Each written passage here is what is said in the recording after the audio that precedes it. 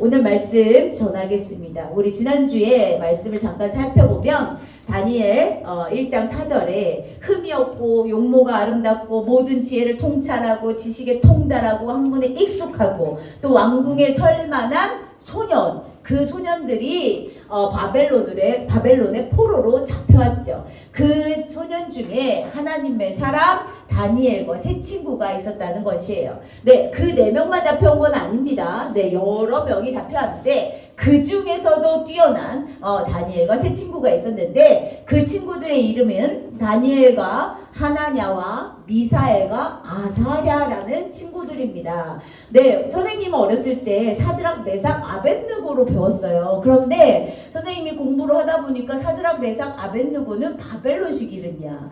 그래서 다니엘, 하나냐, 미사엘, 아사랴는 하나님을 찬양하는 이름인데 벨드사살, 사드락, 메삭, 아벳느고는 다 바벨론의 신들을 찬양하는 이름이에요. 그렇기 때문에 성경에 사드락, 메삭, 아벳느고라고 기록되어 있을지라도 벨드사살이라고 다니엘은 거의 다 다니엘로 기록되어 있지만 벨드사살로 기록될 때도 있어요. 그래도 우리가 하나님을 찬양하는 이름으로 부르면 좋겠다라는 생각이 듭니다. 좀 어려워요. 다니엘, 하나냐, 미사엘, 아사랴라는 세 친구, 다니엘과 세 친구, 이 친구들이 이 바벨론 땅에서 정말 하나님을 섬길 수 없는 그런 아주 험악한 이 상황에서 하나님이 영을 부어주시고 하나님이 지혜와 총명의 영으로 함께하여 주셔서 이 바벨론에서 아주 높고 뛰어난 자들이 된다는 것입니다.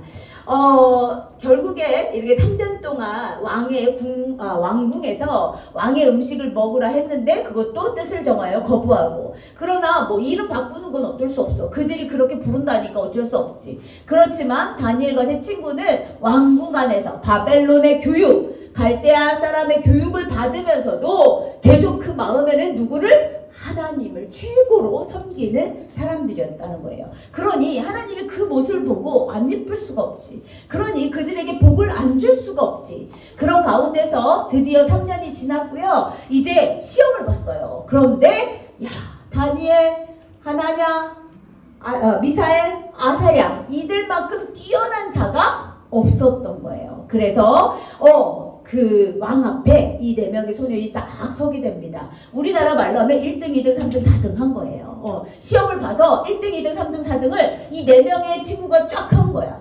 왕이, 느부갓네살 왕이 딱 보니까 와, 얼굴들 잘생기고 얼굴에서 빛이 반짝반짝 나고 왕이 질문에 아주 똑똑하게 또박또박 대답도 잘하고 그런 모습을 보니 왕이 너무 흐뭇한 거야. 내가 3년 동안 이 바벨론으로 그 포로된 사람들을 잘 교육시켰구나 이런 생각이 들었겠지. 그들이 어때요? 다니엘 1장 20절에 보니까 그 바벨론의 온 나라의 박수, 술계, 지혜와 총명이 있는 사람들, 그런 사람들의 몇 배? 1배, 2배, 3배가 아니라 몇 배? 10배나 뛰어난다는 거야. 이거는 완벽하신, 완전하신 하나님을 보여주시는 결과예요. 하나님은 대충 설렁설렁 그렇게 하시는 분이 아니에요. 복을 주려면 화끈하게 주시는 분이에요. 그래서 그 복을 우리 친구들도 다니엘과 세 친구만 받는 것이 아니라, 선생님 그때랑 지금이랑 어떻게 비교합니까? 달라 이렇게 말하지 마세요. 하나님은 그때도 일하셨고 지금도 일하시고 계세요. 그래서 지금 10배, 20배, 100배보다 뛰어난 그런 사람들을 하나님이 지금 찾고 계실 수도 있다는 얘기입니다. 이렇게 느부갓네살이 다니엘과 세 친구를 이렇게 본 거야. 쟤네들 보통이 아닌데 정말 대단한데 기뻤어. 이런 사람들이 나의 옆에 있으니 이제 바벨론 나라는 더 부강해지고 더 강력해지고 더 부자 나라가 될 거야 라고 생각했죠. 그러던 어느 날 느부갓네살 왕이 꿈을 꿉니다. 꿈을 꾸는데 너무 꿈이 이상한 거야. 도대체 모르겠는 거야. 그리고 꿈을 꾸고 났는데 그 기억도 잘 안 나는 거야. 무슨 꿈을 꿨는지 기억이 안 나. 그래서 그 꿈을 해석할 사람을 찾았지. 해석할 사람을 찾아서 막 박수들도 술객들, 그 나라 박사들 다 불러서 나 꿈을 꿨는데 이 꿈을 해석해봐 그랬어. 그런데 느부갓네살 왕이 꿈을 이야기하지 않아. 내가 무슨 꿈을 꿨는지 이야기하지 않아. 그 사람들이 다 얘기했어.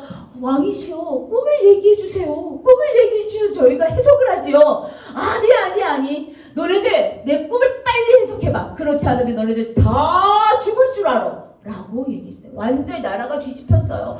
어떻게 그 꿈을 우리가 알고 그것을 해석하냔 말이야. 꿈을 알려주면 그나마 우리가 해석이라도 할 수 있을 텐데 꿈조차 알려주지 않고 그것을 해석하라니. 사람들이 어쩔 줄 모르고 이제 우리 다 죽었어. 그때 다니엘이 나타납니다. 하나님이 다니엘에게만 특별히 주신 것이 있었어요. 뭐지? 꿈을 해석하는 능력을 주셨다고 했어요. 그런데 다니엘이 왕 앞에 탁 나타나서 왕이시여 저에게 시간을 조금만 주시면 제가 왕의 꿈을 해석해 드리겠습니다 라고 말해.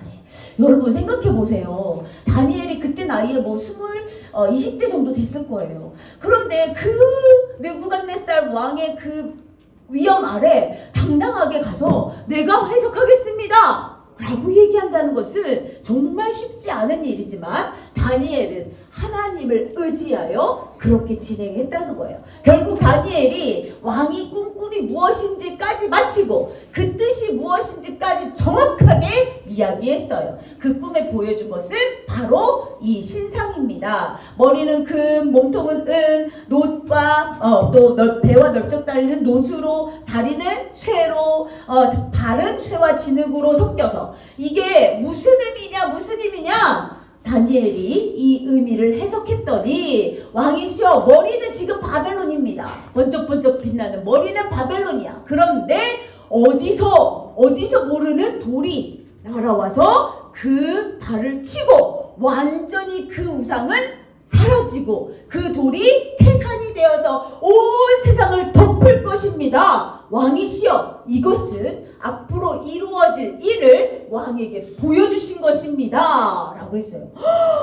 이 이야기를 들으니 느부갓네살 왕이 너무 기가 막힌 거예요. 맞아 내 꿈이 그거야 그거.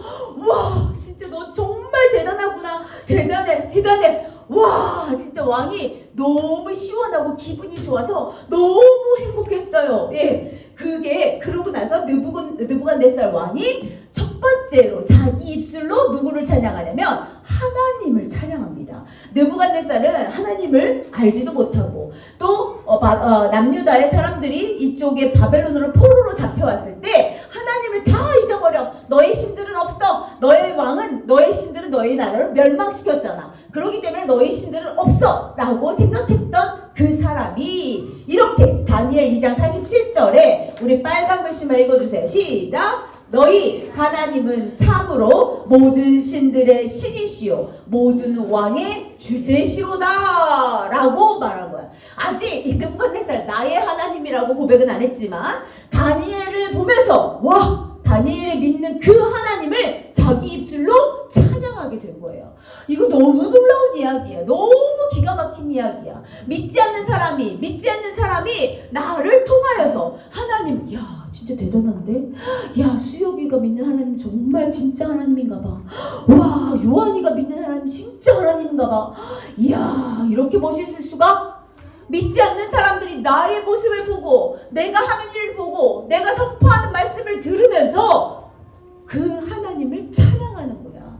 이 일은 우리가 반드시 해야 할 일일 줄 믿어요. 우리 친구들이 지금부터 준비하여서 믿지 않는 사람들에게 지혜롭게 하나님을 선포하는 자녀들이 되었으면 좋겠습니다. 그리고 왕은 상을 줍니다. 어떤 상을 줍니까?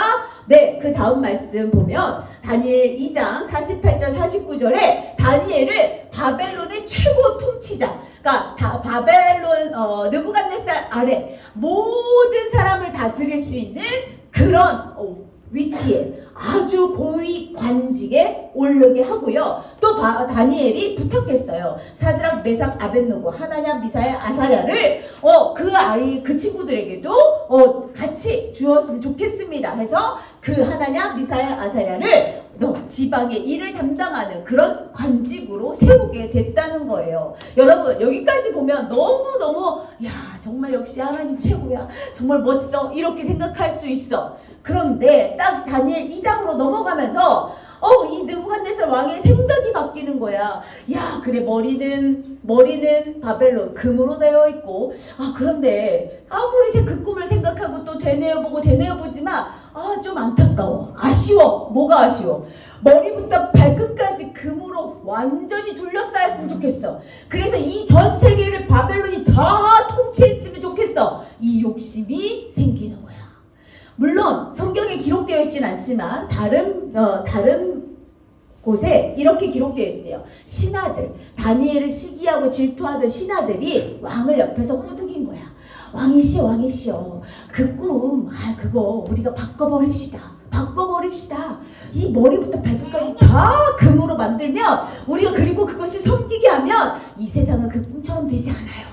라고 느부갓네살 왕을 계속 꼬드긴 거예요. 그러니까 느부갓네살 왕이 이렇게 듣다 보니까 그렇거든, 맞는 것 같거든. 그러더니 명령을 내립니다. 여봐라, 지금부터 금 신상을 만들어라. 그래서 높이가 27m. 27m면 아파트 10층의 높이. 그 다음에 넓이가 2.7m. 2.7m의 금 신상. 머리부터 발끝까지, 겉에만 금이 아니라 전체가 다 금이야.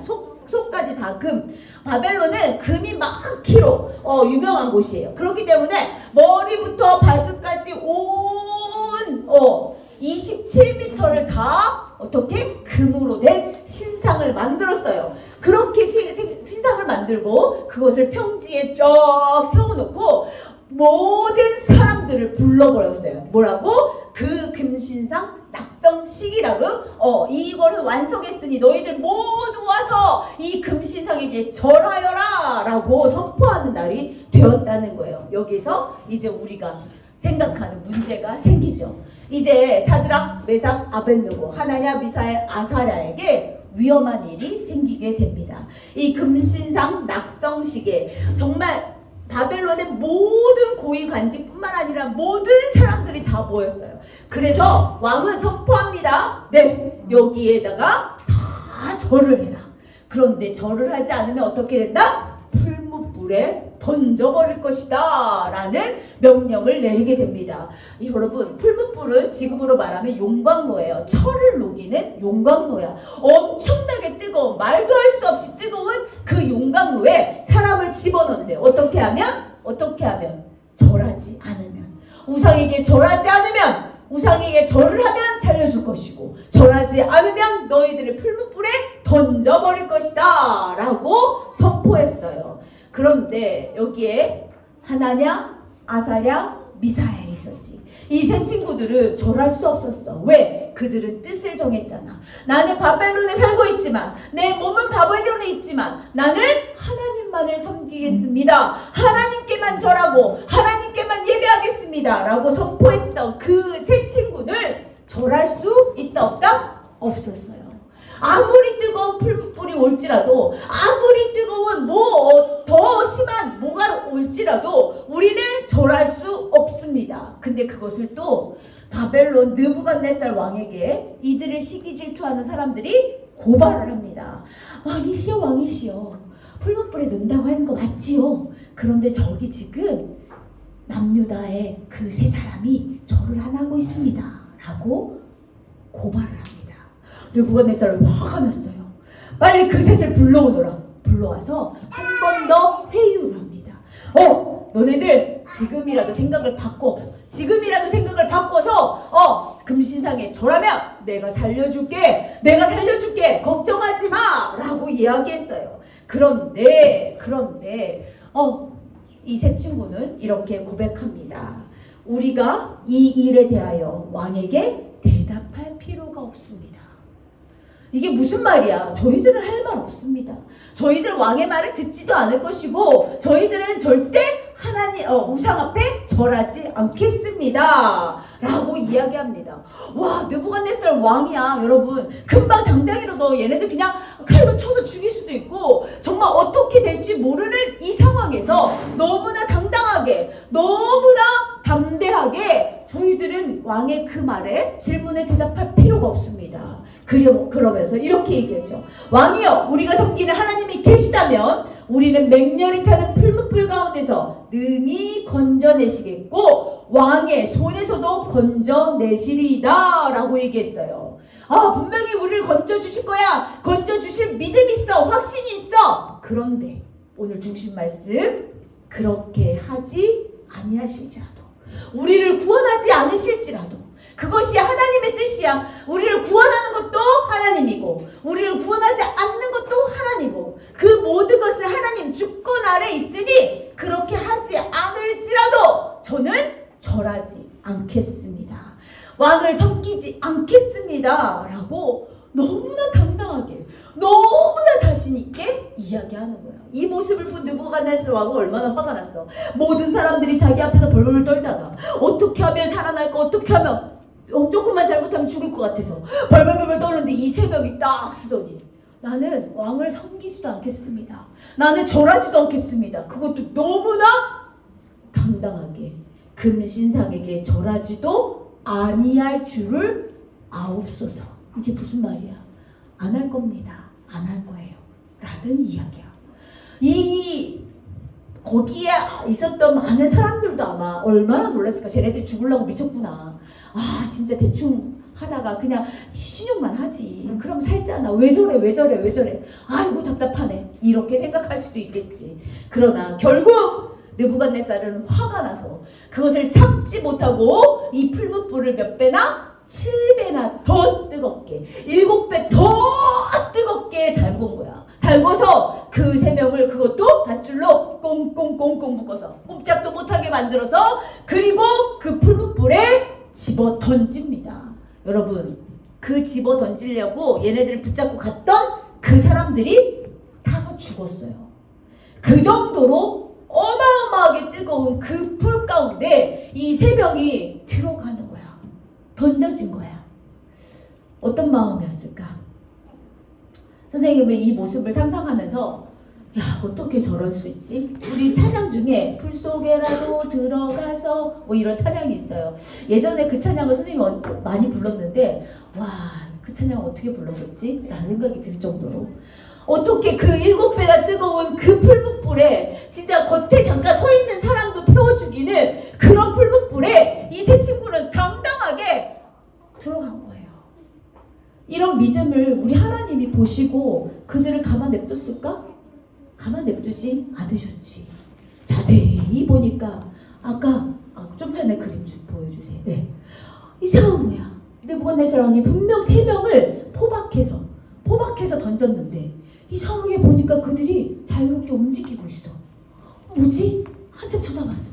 그런데 분명히 3명이었는데 몇 명이야? 4명이야. 뭐지? 저건 뭐야? 그런데 느부갓네살 왕이 자세히 보니까 그 한 사람은 하나님의 아들인 것 같아. 그런 마음이 든 거야. 뭐지? 이 상황이 뭐지? 느부갓네살이 너무 놀라서 이 세 친구를 나오라고 말합니다. 그러면서 이야기하는데 또 이 느부갓네살이 두 번째로 하나님을 찬양합니다. 지극히 높으신 하나님의 종 사드락 메삭 아벳느고야, 이렇게 말해. 이 상황을 보니까 벌써 얘네들이 다 죽어서 진짜 머리털 하나도 남지 않았어야 되는데 얘네들이 자유롭게 돌아다니고 있고 그 안에 사람이 한 명 더 있고, 이 상황은 정말 이해가 안 되는 정말 놀라운 상황이 그 왕 앞에 벌어진 거예요. 그러니 이 느부갓네살 왕은 인정할 수밖에 없었어. 그래서 또 한 번 선포합니다. 지극히 높으신 하나님의 보여주세요. 하나님의 종 사드락 메삭 아벳느고야, 나와서 이리로 오라, 이렇게 얘기했어요. 그랬더니 정말 사드락 메삭 아벳느고 하나냐 미사엘 아사랴가 걸어서 나오는 거야. 근데 그를 살펴봤더니 머리카락 하나도 그을린 적이 없고 옷이 색깔도 변한 적이 없고 심지어 탄 냄새도 나지 않았더라 라고 기록되어 있단 말이에요.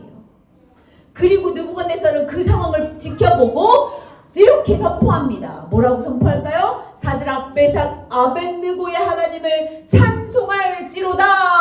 그들이 구원하셨도다. 그들을 구원하셨도다. 누가? 하나님께서.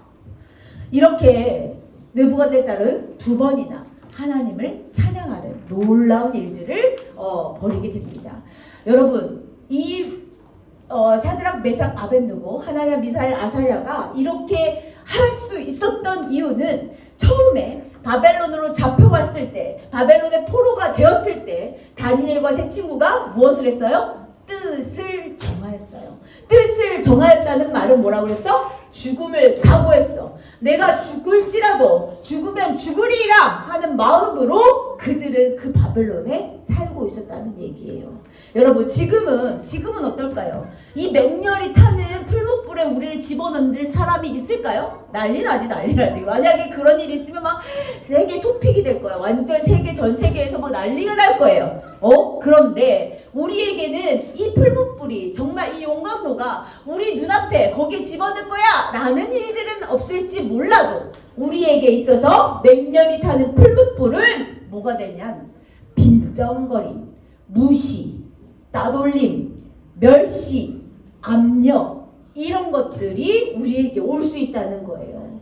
마음이 좁고 답답해서 즐길 줄 몰라.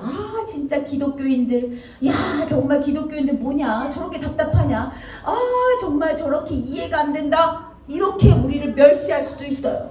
또 우리가 참된 그리스도인으로 살기 위해서 정말 예배를 사수하고 우리는 무슨 상황이라도 어떤 상황이라도 예배를 사수하겠습니다. 그러지 못하도록 압력을 막 가해. 우리 얼마 전에 코로나 때 교회 문 닫으세요, 예배 드리지 마세요 이렇게 했잖아.